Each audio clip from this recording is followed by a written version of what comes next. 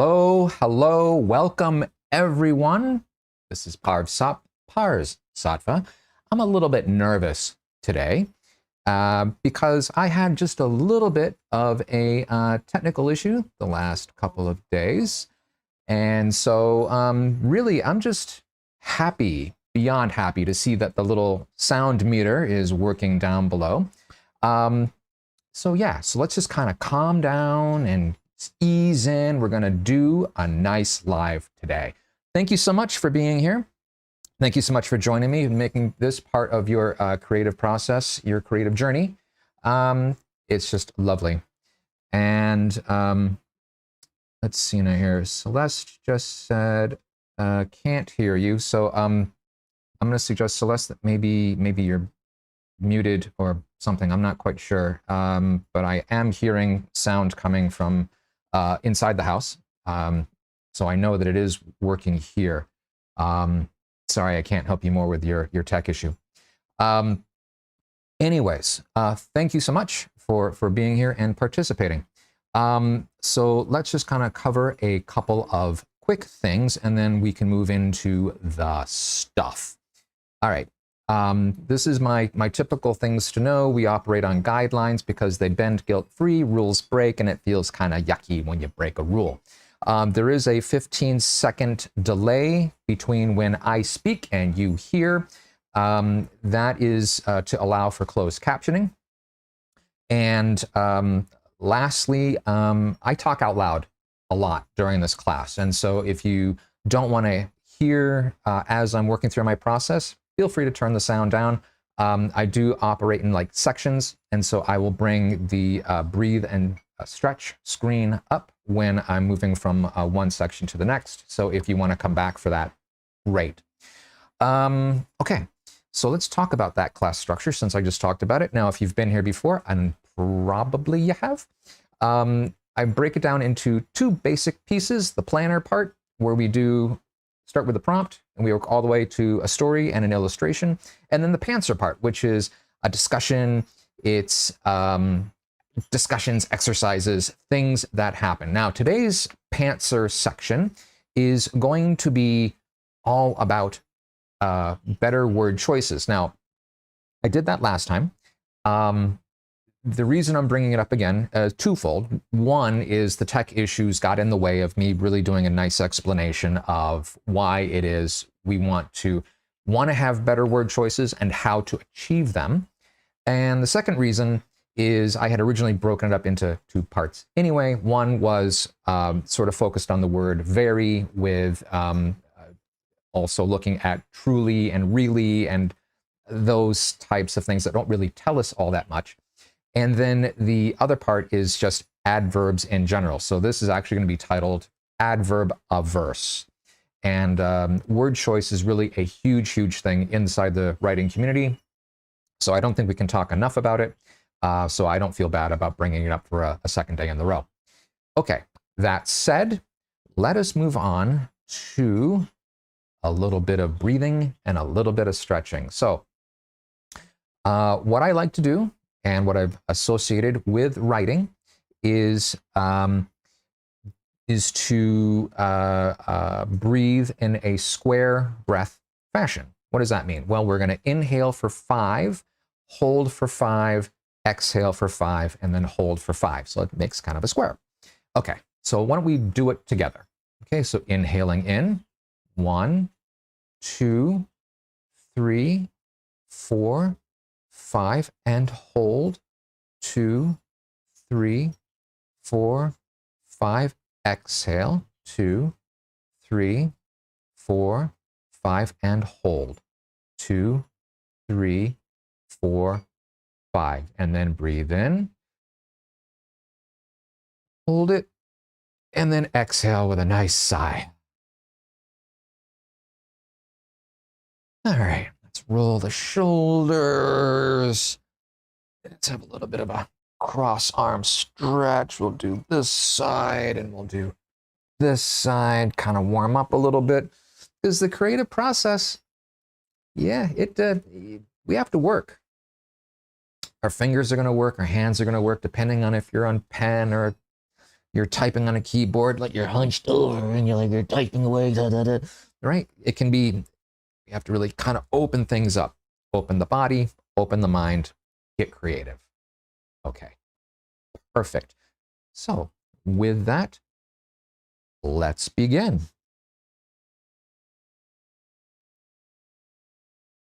Okay. Get my setup here.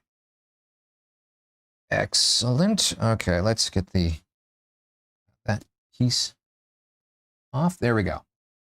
Got my iPad working nicely. Okay, now, welcome to the planner section of the class. Okay, where we go from prompt to story. Okay, now, how we start, or how I like to start, is we battle the blank page by starting with the seed word germination. And if you've seen the seed word germination, we're going to do it a little bit differently today. Just a touch, just a tiny bit.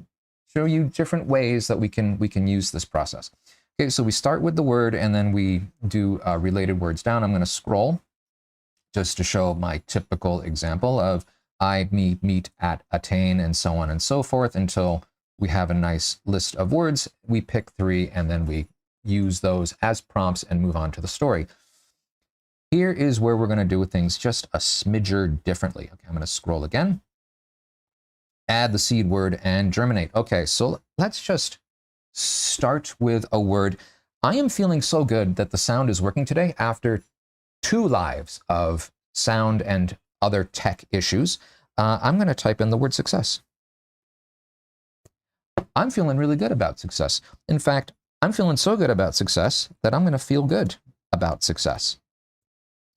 Now, I've got feel good. Now, normally I want to have these words in a row, like this. Okay, so I've got feel and I've got good.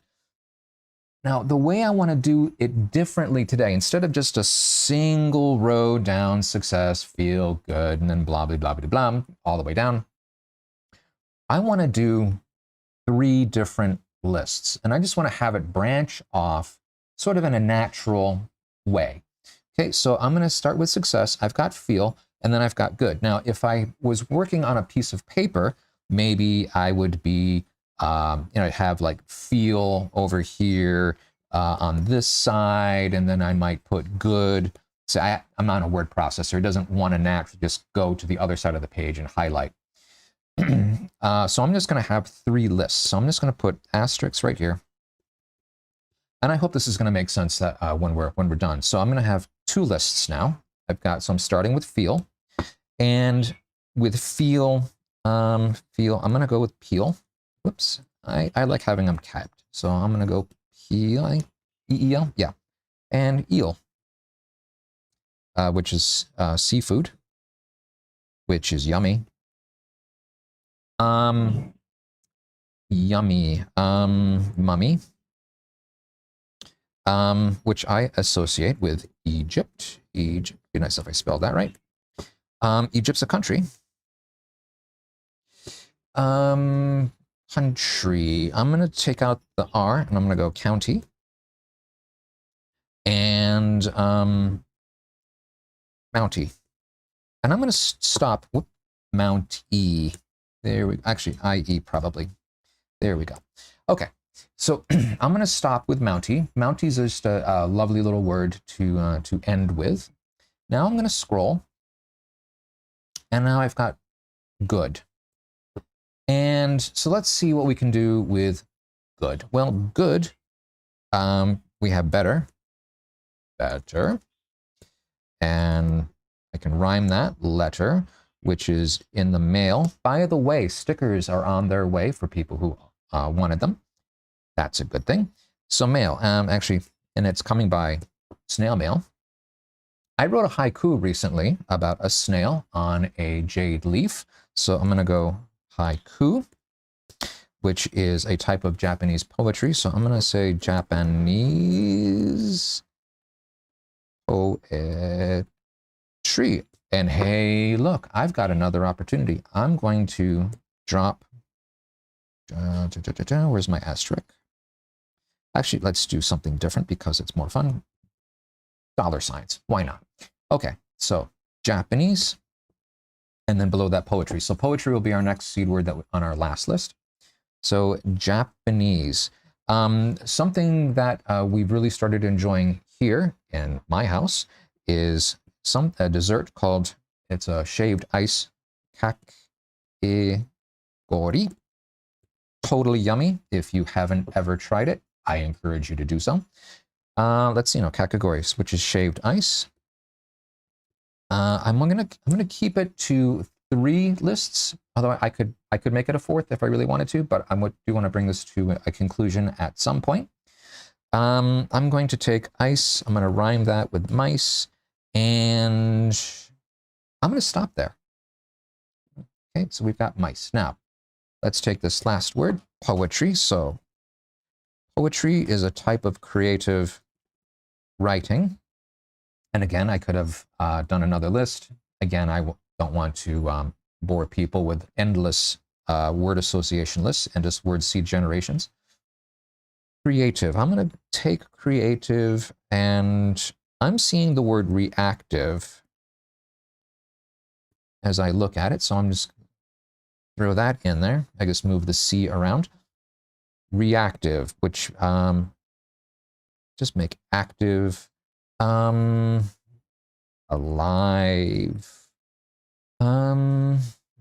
vibrant. Okay, let's get that spelled right. Vibrant. I like that word. I'm going to stop there. Okay. So now I've got 3 lists. 3 lists of words. I'm going to scroll back and forth a little bit.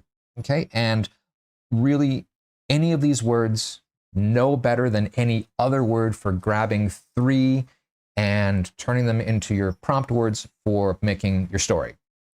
If you want to challenge yourself, maybe grab 1 word from the first list, and 1 word from the second list, and 1 word from the third list.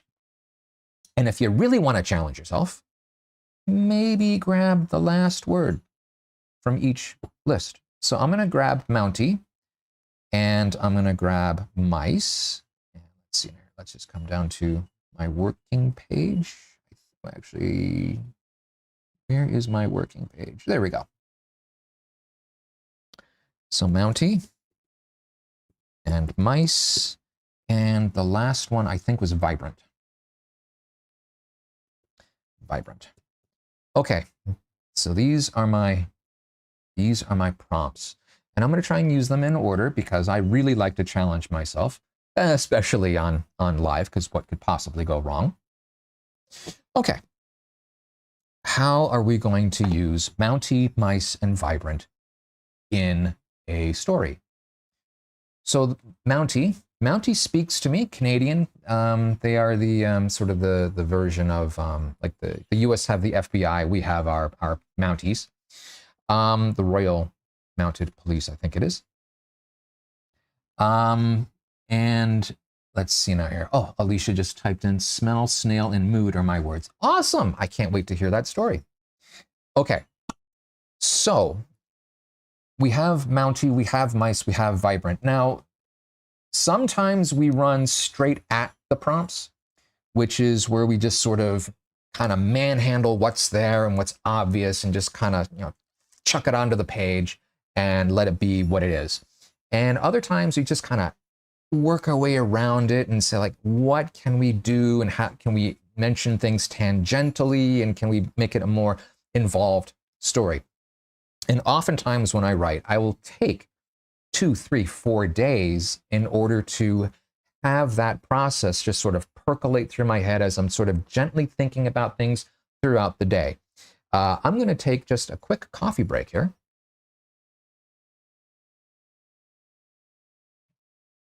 There we go. Okay, take a quick coffee break. And let's see what we can do with this. Now, the scene that I'm sort of starting to see in my head, this is an old 1950s, 1960s trope where there's a housewife and she's at home in the kitchen, and there's a mouse that comes running across the floor, and she jumps up on the chair and she's, eek, mouse, mouse. It was a very popular trope back then. So I could go that direction. I want to change things up a little bit, though. I want to have sort of that same type of thing where it's, you know, someone's mice averse, but let's make it the Mountie. Right? I mean, you get these, I mean, these guys, right? I mean, and women too. I mean, people in general, I mean, they're big. I mean, these are not small people who are in the police force. And so let's just say someone in like full dress, Mountie, and there's a mouse on the floor and they get very scared by it. I think that's a great place to start, and we will find a place for vibrant to fit. Actually, vibrant describes the uniforms really nicely because they are just such a vibrant red. The Canadian colors are red and white, and the uniforms match in with that. So I think this is going to fit in really nicely. The words may not be used in order, but I think this is how I want to bring things. And let's see now here. I'm going to have a male Mountie. Let's have a good name. I'm going to go Cliff. Why not Cliff? Okay. Cliff, let's see now here. Stood in front of the mirror, making last minute adjustments. I am just having a problem typing right now. Adjustments to his Mountie uniform. He'd served the force. Actually, I'm going to capitalize that because it is referring to a proper noun. He'd served the force with distinction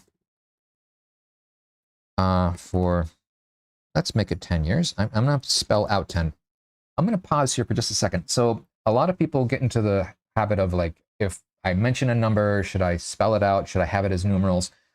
Generally, it's going to be, if it's a smaller number, spell it out. If it gets to be a bigger number, put the numerals in. Really, this is for the convenience of the reader so that they don't just get, if you convert from letters to numbers and then back to letters, it actually can be a little bit jarring.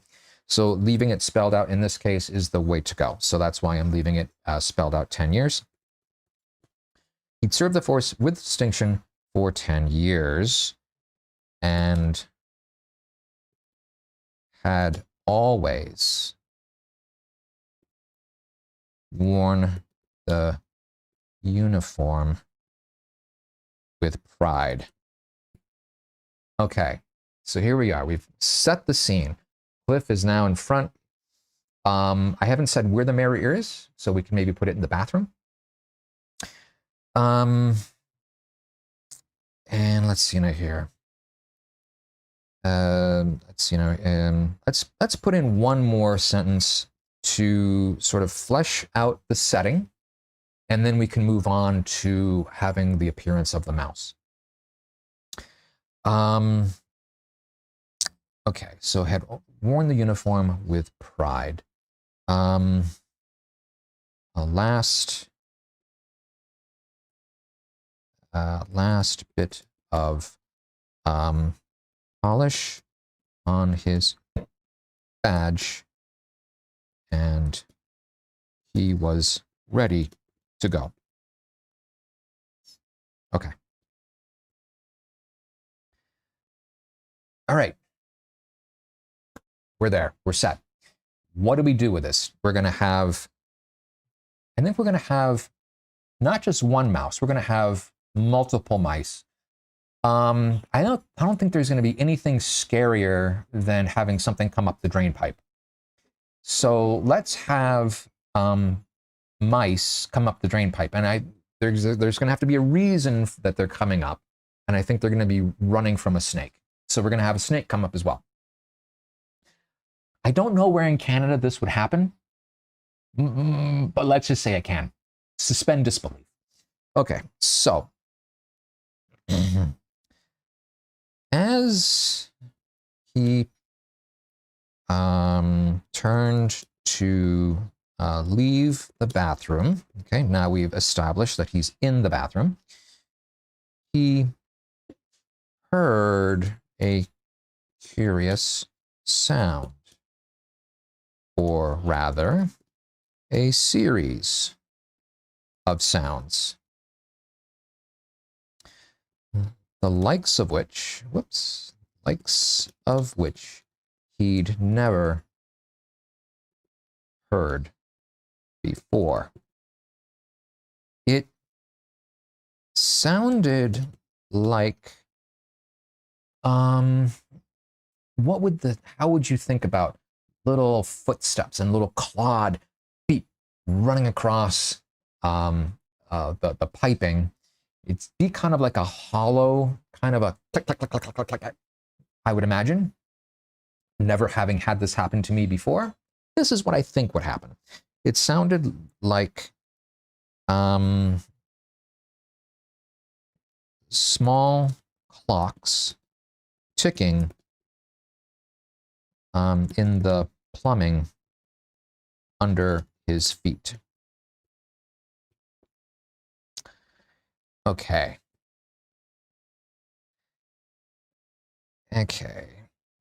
And that is when his eye caught a furry movement in the shower.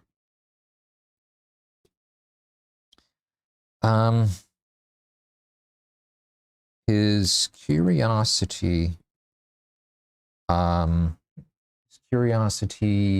let's see, sparked.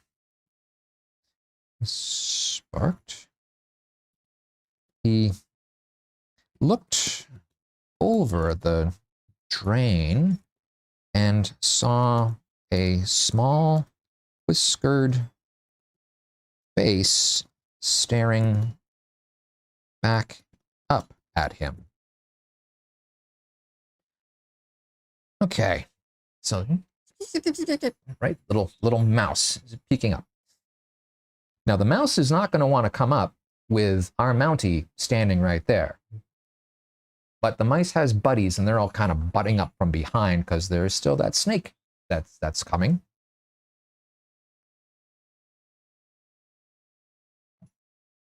Okay, so there's the face. So two things are going to have to happen. One, he's going to have to jump back because this is a startling event. Startled. Actually, maybe we can say that he's startled without actually saying that he's startled. We can do more of a show, don't tell. He leapt back.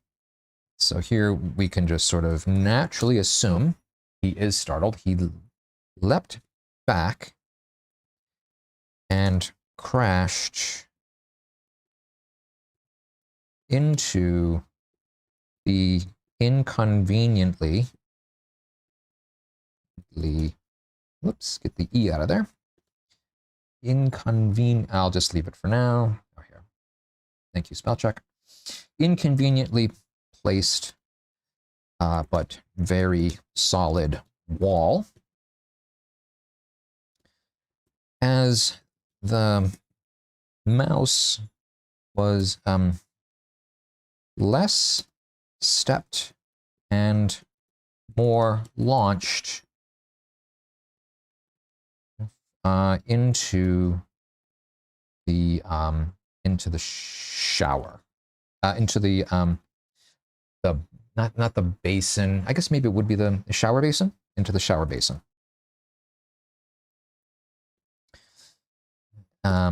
Followed by several more frantic rodents following. Okay, we've already got following, so we don't need to say that again. Followed by several more frantic rodents. Shaking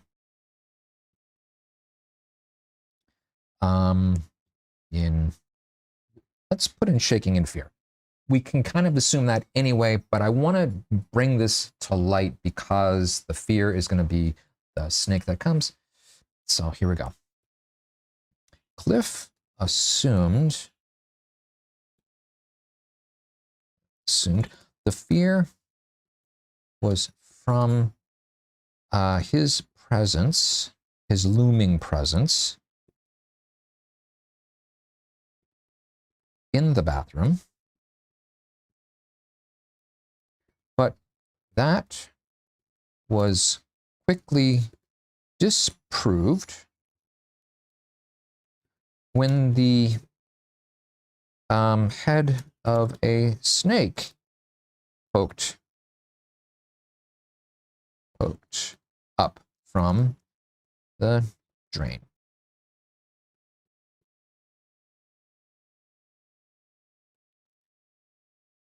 That last head was just too much for Cliff, who ran to the kitchen, screaming bloody murder. Not screaming in panic. Okay. So he's okay.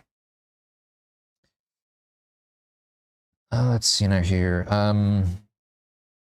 His first impulse was to grab a stiff drink so that he could calm his nerves. And then a second because they weren't calmed enough.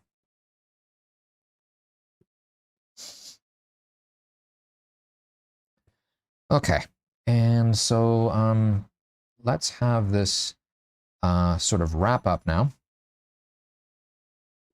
After taking a few minutes,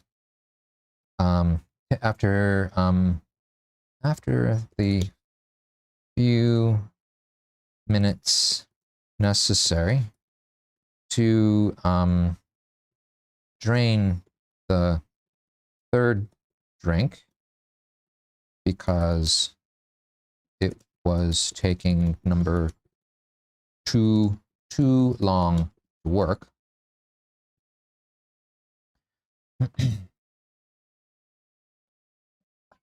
Let's see now here. He gingerly stepped. Oh, he didn't step in. No one's going to step in. Their feet are unguarded. He gingerly peeked into the bathroom to see what was, see what the state of things were. To see, I'll just go with that, what the state of things were. The now fattened snake was curled up in a corner of the shower,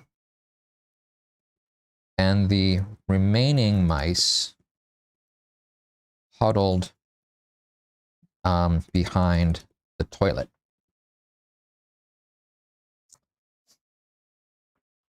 Okay, let's see if we can squeeze Vibrant in, wrap this up one last thing. So he's going to come back. He's also running late at this point. Let's see now here. How do we wrap this up? Does he step in? Probably not. Although he has 3 drinks in him right now. I know what we're going to do. He's going to find his bravery with that 3rd drink. Okay, so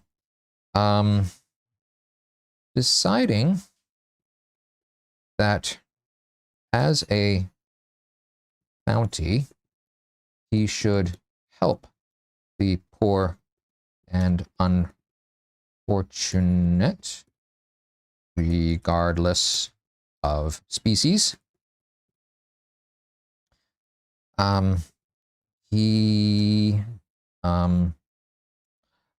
Let's see now here. Okay. By using well-placed towels, he guided the mice through a safe channel through the rest of his apartment to the front door and out to safety. Okay. I'm going to leave it there because I don't want to drag this up for too long. We could wrap this up in a little better, and probably if I was to continue working on this, flesh it out and do something with, you know, catching the snake, or the snake is probably going to make its way back down the drain. As actually, let's just wrap it up that way. So he then went back to the bathroom and strode in, feeling the warmth of the whiskey and the vibrant red of the uniform, powering his courage. But alas, the reptilian perpetrator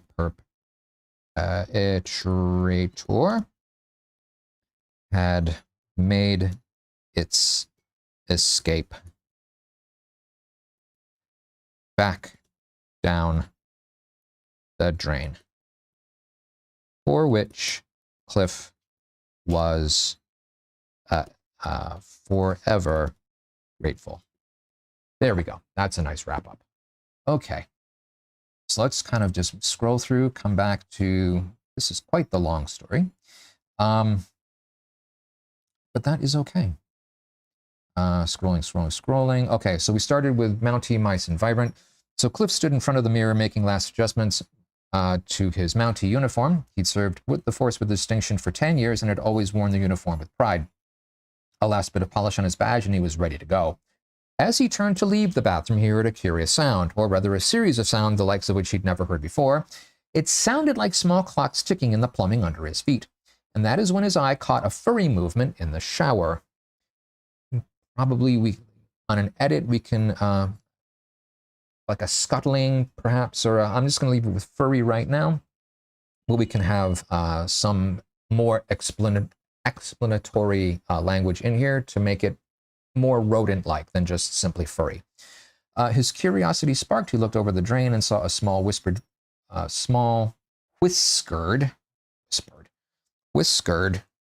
face staring back up at him. He leapt back and crashed into the inconveniently placed but very solid wall as the mouse less stepped and more launched into the shower basin, followed by several more frantic rodents, all shaking in fear. There we go. Okay. Cliff assumed the fear was from his looming presence in the bathroom, but that was quickly disproved when the head of a snake poked up from the drain. That last head was just too much for poor Cliff, who ran to the kitchen screaming in panic. His first impulse was to grab a stiff drink so that he could calm his nerves, and then a second because they weren't calmed enough. After the few minutes necessary to drain the third drink, because it was taking number 2 too long to work, he gingerly peeked into the bathroom to see what the state of things were. The now fattened snake was curled up in a corner of the shower, and the remaining mice huddled behind the toilet. Deciding that, and we'll put a comma in there, as a Mountie, he should help the poor and unfortunate, regardless of species, by By using well-placed towels, he guided the mice through a safe channel through the rest of his apartment to the front door and out to safety. This one reads just a little bit rough. On edit, I would go back in, smooth it out, but I will save that for a different time. He then went back to the bathroom and strode in, feeling the warmth of the whiskey and the vibrant red of the uniform powering his courage. But alas, the reptilian perpetrator had made its escape back down the drain, for which Cliff was forever grateful. I think that is a great story. Yeah, so I love that is how we're going to leave it. So now what I'm going to do is change up my tools a little bit. And let's get my keyboard out of the way, and I'm going to bring my drawing tool because I really enjoy adding a drawing to all this. 1 second, please. Hey, no.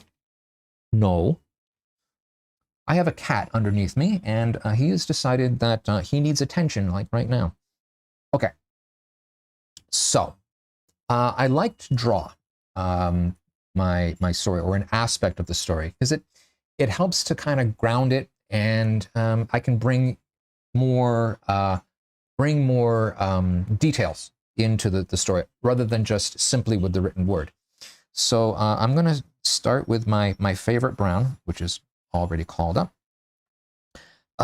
So I think the place that's going to get captured the best is that shower. So to draw a shower, let's see now here. First, I'm going to have kind of a wall, and I'm going to have, let's see now here, floor, and then I'm going to have sort of like the back.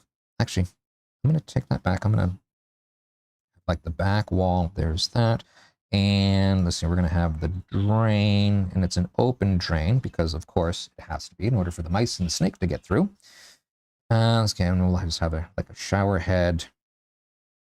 And so here we go. It's just sort of a rain shower. And okay, so now we're going to have the mice. Now we'll have mice of various odd sizes. My mice are going to be very stick figure-y because that is the way all of my animals look. And yes, I know it looks kindergartenish, and I'm okay with that. So here we go. We're going to have some mice. And here's another mouse with little ears and an eye. Oh, tail. Of course we need tails. Mice have these lovely tails. And we're going to have another mouse maybe over here. Sort of a... Here we go. And the lovely thing is we're not shooting for realism. We're just trying to throw an idea on the page, much like how we throw an idea on the page with the story, because we're just kind of getting an idea out there, flesh it out a little bit, let the creativity roll, and then we can move on to like a new thing. Don't have to get all bogged down into a single thing. I'm going to, whoops, not that tool. That's the erase tool. And I'm going to make my eraser very small because I just get the racing stripe off of my one mouse. I'll just do it a little bit. Okay, there we go. Okay, and now I'm going to have the snake head kind of poking out. Let's see now. So snake heads are kind of like flat, right? And have like eyes, and we'll have, there's the mouth, and the tongue of the snake is, I think, the thing that's going to really make it. So have the tongue and just forked tongue thing. Not exactly, no snake is going to look at this and say, hey, that's my cousin. That's okay. It doesn't need to be. All right, we'll give it a little body underneath. There we go. Okay. And we're just going to, let's have poor Cliff in there as well. Why not? And he's going to be nice and proud in his Mountie uniform. And let's see here. So let's start with his head. Let's just start with his head. And okay, so there he is right here, and his eyes are going to be nice and wide, wider than that, wide, nice, like big round circles. And let's just put the little, there we go, and okay, now we can go back to here, and we're going to have and actually let's just emphasize that. Ah! Oops. Seems I can't draw H's right now. There we go. Ah! Okay. And now let's put on his Mountie uniform. And actually, his arms, I was about to draw them down. Let's have them up, because no one is panicked and scared with their arms down. They're always up, right? Okay. And there we go. And so, you know, Mountie hands and gloves. Okay. And now the pants actually they're black. So we'll throw some trousers on him. And there we go. And so he's just sort of back there. There we go. Okay, we got mice, we got snake, we got scared cliff. We got what appears to be a bathroom. I could try and like tile it and whatnot and go all more detail, but this works for me. This works for me. I just throw the idea down and we move on. Okay, so I'm happy with this. That is where I'm going to leave it. I'm going to put my drawing tool away. Let's see, I'm just going to come back to say hi. Okay. Okay, so let's set this aside. Actually, I'm going to have the whole tray come up. Okay. So that was kind of cool. And I look forward to hearing your story, seeing your drawings. At the end of the live, we'll have hashtags if you share it onto socials. If you want to send it to me, we'll have the email address. We'll have all of that. But I won't do that now because we have more things to do. Okay, so the first thing I want to do is bring us to breathe and stretch and just work out the our little activity here and breathe it away. And we're going to move into the next one. So if you join with me with a nice big breath in and hold.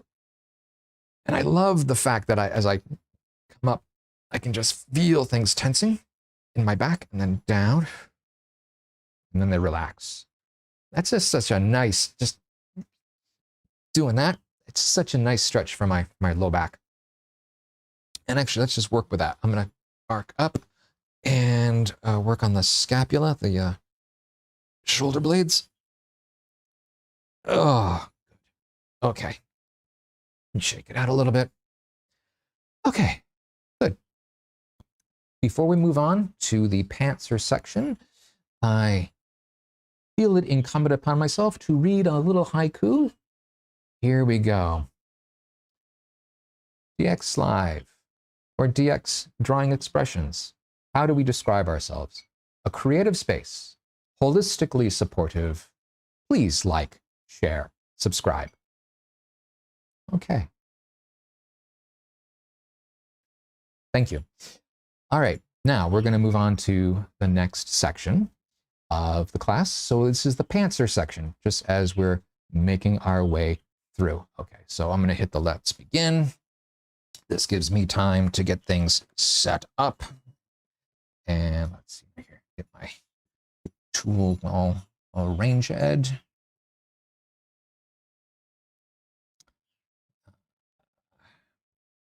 There we go, and move over to here. There, exactly. Okay, now I can. Okay, excellent. Okay, so now I'm going to scroll my way down. Pantser time. Okay. So as I said before, we talked a bit about adverbs and specifically the word very last time, and we're going to briefly cover very, but do more of a focusing on adverbs in general. Okay. So finding very us alternatives and being adverb averse. Tongue twister, say that 10 times fast. Okay. So last time we did cover what is an adverb, but basically it's going to be a word that gives an explanation or gives more meaning to things. Adjectives do that for nouns, adverbs basically for everything else. And why is it that writers don't really like adverbs? And the reason is they often take the place of a stronger word. Whoops, let's get the, there we go, keyboard's out of the way. Okay, so as an example, and we can have here, we can start off with, it's hot outside. Really? Okay, two people are talking, maybe parent and child. Parent, how hot is it out? Child, it's hot. Really? How hot? Its answer is, it's very hot. Okay, now when the child says it's very hot, there's going to be body language that accompanies that, right? It's like, oh, it's very hot. And the way that they say it, and there's going to be different, inflection and pronunciation, just like there's going to be like 1,000 little clues that says very means very hot. It is just like boiling. It is extremely hot. When we're working within the written word, we lose all of that. And body language actually constitutes a lot of communication person to person. So when we're writing it, we need to find different ways to express that same type of thing. And we can't just sit there and say, oh, he wiped his hand across his brow and he said it in this kind of a way. And, the inflection was this. Like, everyone's going to get lost if we try and explain how it is that someone is saying something.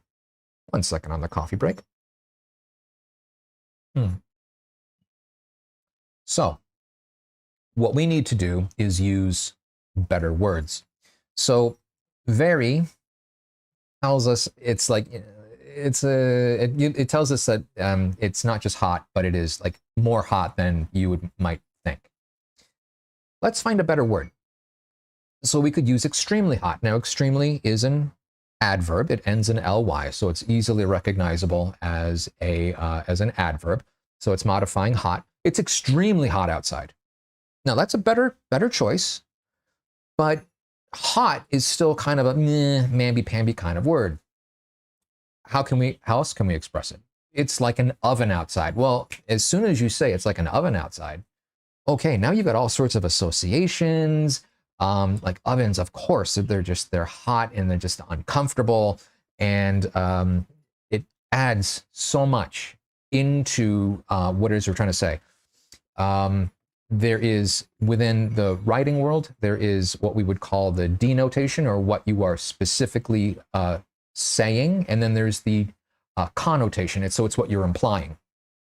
So it's like an oven outside.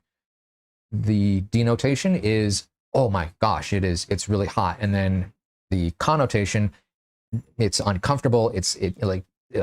There's all sorts of other meanings that go along with it. Okay, so let's move on from that exercise. So what I did is I wrote a very, very adverb heavy piece.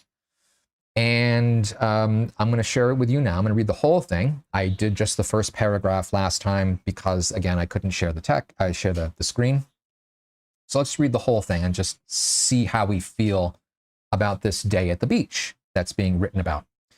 So I was very excited to go to the beach. I woke up, ate my breakfast quickly, packed my car really full, then drove quickly there. It was a very hot day with a lot of sun and no breeze. Luckily, I had my very big umbrella to provide a lot of shade. When I would swim, I would step carefully down to the water because the sand was so hot. The water felt really good. Overall, it was a very good day. So there's a couple of things here that I want to have you notice. One is there's an awful lot of veries and reallys and other adverbs, and more, it's very flat. It's almost hard. I'm going to scroll again. It's almost hard to take what was written as a good day and then having to close it with, overall, it was a very good day. It doesn't even really feel believable from the little bit that was written. Now, I mean, I specifically wrote it this way so that it would accentuate this fact, but it's very flat. I'm not really interested in hearing any more about your day. I'm not even really sure that the person who wrote this would be convinced that it was a very good day. So using better word choices, we are going to clean this up and make it feel like it was a very good day, and probably not even have to say that overall it was a very good day. So I'm going to scroll back to here, day at the beach. Okay. I was very excited to go to the beach. I woke up, ate my breakfast quickly, packed my car really full, then drove quickly there. How can we alter this? Actually, what I'm going to do is I'm going to make a second version of this. So I'm going to put the original up top, so just in case anyone ever wants to hold on to it. And I'm going to put a second one here. And so let's just put some asterisks in. So this is the paragraph we're working with. Okay. I was very excited to go to the beach. Now, how do we know? I was very excited. Excited's a good word. I like it, but very excited, does very even need to be there? Or are we shooting for something that's even more excited than just very excited? I was thrilled that to be able to go to the beach. I was looking forward to go to the beach. We can change this up. Let's get the very out of there because it just feels extraneous. So I was thrilled. Let's see now here. Actually, I just lost my train of thought. I am so sorry. I was very excited. I was, yeah, that's thrilled. That the day to go to the beach was here. Now, yes, I just added words into the sentence, but I feel like I can. I was very excited to go to the beach. It feels flat and like I've made the statement and I have to kind of move on. If as soon as I went with, I was thrilled that the day to go to the beach was here, that allows me to actually add more detail. I'm now interested. I, as a writer, am getting invested in the telling of my story, and I'm hopeful that a reader will be as well. So I was thrilled that the day to go to the beach was here. I woke up, ate my breakfast quickly. Now, ate my breakfast quickly. Ate quickly. Can we change that? Wolfed is oftentimes a nice word to indicate that, with one F. Wolfed my breakfast. Wolfed my breakfast, packed my car really full. So let's change that because really full. There's different ways that we can express this. I'm going to go with packed my car full to the gills, which is the expression that means it is packed so tight. Then drove quickly there. Now, drove is kind of a meh kind of a word. Quickly is trying to support it. Let's have it then zipped to the beach, raced to the beach, then rushed. I'm going to have then rushed there. We don't even have to mention that it was in a car. Just rushed to the beach. We can assume that we're doing it. We can assume it's the car because we just said that it's the car is full to the gills. So of course, if you've packed the car, you're of course going to be driving it. 1 second, I've got a hatch that is trying to come on screen. Okay. Now, no, you don't. Down you go. Thank you. Okay, so let us, yeah, okay, I am doing the right one. Okay, so let's go on to the next paragraph. It was a very hot day with a lot of sun and no breeze. Luckily, I had my very big umbrella to provide a lot of shade. Okay, so let's take a copy of this as well and edit this.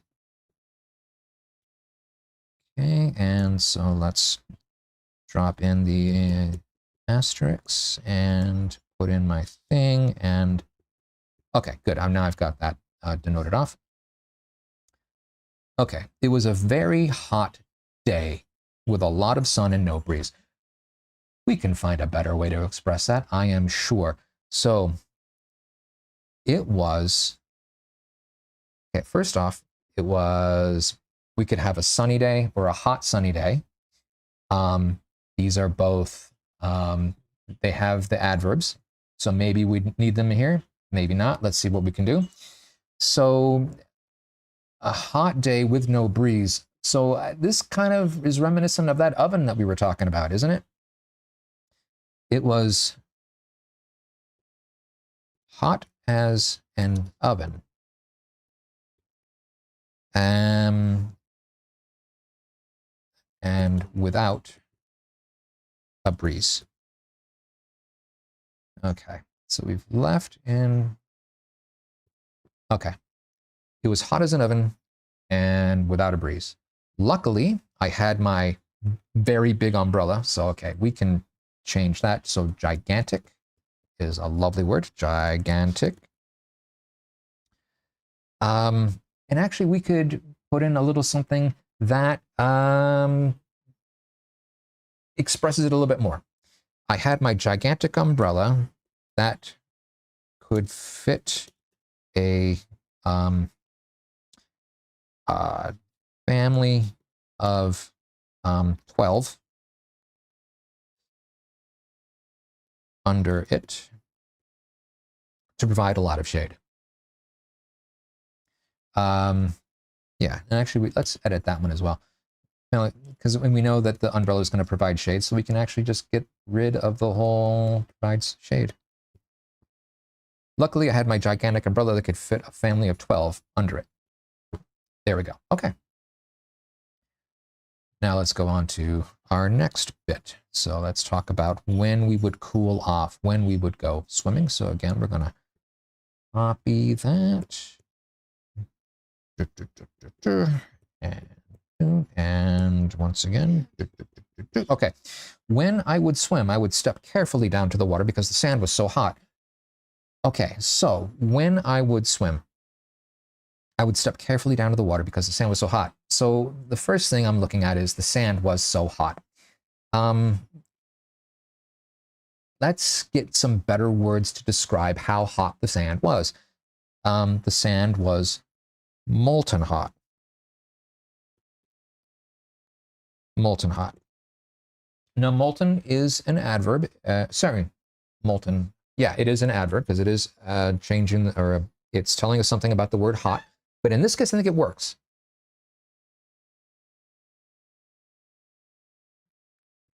If we wanted to do something that did not involve the word hot, however, if we wanted to make hot, we can actually even go like that, with hot being assumed. The sand was molten. I mean, literally, it's just like, it is so hot, it's like turning into glass. The water felt really good. The water felt not just really good, I'm sure you were going into the water, felt refreshing. And now we can even edit this out a little bit more. So when I would swim, why are you swimming? When I would take refreshing dips in the ocean,